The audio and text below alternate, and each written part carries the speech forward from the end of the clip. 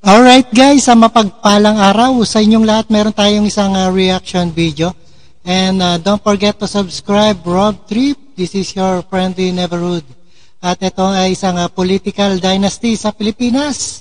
Mas lalong tumitindi ayon sa isang analysis dito sa University of Santo Tomas sa pagkatapos lang ng filing of Certificate Candidacy or COC. Kapansin-pansin, mas lalong tumitindi ang issue ng political dynasty sa bansa ayon sa isang political science ng professor mula sa University of Santo Tomas. Alright, panoorin po natin ang buong detalye guys. Sa nagdaang araw, natunghayan natin ang paghahain ng kandidatura sa national at local positions. Kapansin-pansing marami ang kumakandidatong magkapatid, magnanay o magkamag-anak. Kaya naman sabi ng isang political science professor, ibang klase ang political dynasty ngayon. Nasa frontline ng balitang yan, si Ria Fernandez. Tila isang family affair ang mundo ng politika. Nandiyan ang mga Duterte sa Davao City. Pare-parehong kumakandidato si dating Pangulong Rodrigo Duterte at 4 pa niyang kaanak.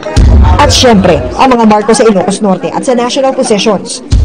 Nagpapalitan naman ang pwesto ang mag-inang Cynthia at Camille Villar. Gayon din ang Marcy at Maan Teodoro ng Marikina. Sa Batangas naman, ang mag-iinang Vilma.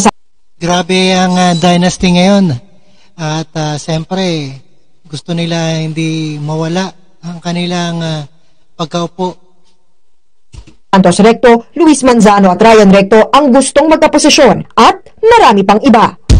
Ayon kay Dr. Dennis Coronacion, chairperson ng UST Department of Political Science, hindi na bago ang mga political dynasty. Pero ibang klase raw ngayon na sabay-sabay nilang inaasinta ang mga elective position.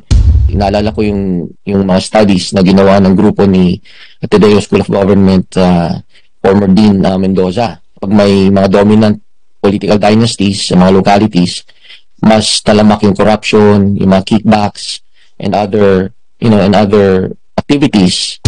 Dagdag pa ni Coronacion, importante sa mga tradisyonal na political families na bakuran ng kanilang baluarte. Pero iba raw ang political base ngayon ng mga Tulfo na maituturing na emerging political dynasty. Sa kasalukuyan, Senador Serafi Tulfo, habang nasa kamara ang misis at anak niya, pati ang kapatid na si Erwin na isa ring senatorial aspirant. Senado rin ang target ng isa pa nilang kapatid na si Ben, habang party list seat si dating Tourism Secretary Wanda Tulfo Teo. At ang political base nila, I think, is largely coming from supporters on their social media page, on their public affairs, public service-oriented program, and even in the OFWs. Dapat isaligang batas na ang dynasty. Kawawa ang Pilipinas, kaya hindi tayo maunlad dahil dito. But still, despite that, they are forced to reckon with in Philippine politics. Sa kabilang banda, kapansin-pansin na nagsasabong-sabong din pati ang mga galing sa iisang political plan. Gaya na lang ng mga binay ng Makati City na nagugat sa sibling rivalry ni na Junjun at Abby. At sa susunod na taon, tatapatan naman ng kanilang ate na si Nancy ang mister ni Abby sa pagka-alkalde. May family issue rin daw ngayon ng mga Cayetano ng Taguig. Kaya sina Mayor Lani at Senator Alan Peter, si Ading Cruz at hindi ang bayaw na si Lino ang sinuportahan sa pagkakongresista ng Taguig Pateros 1st District. Ayon kay Lino, karapatan niya ng kanyang kapatid. Hindi naman idinatalya ni Mayor Lani ang dahilan niya sa pagsuporta kay Cruz. Ang mga ganyang tensyon sa pamilya, posible raw na maging dahilan para mawala ang amor ng supporters, ayon kay Dr. Froilan Calilong na isa ring political strategist. It may open the floodgates of other candidates, independent candidates or progressive candidates to actually try to penetrate the political mainstream.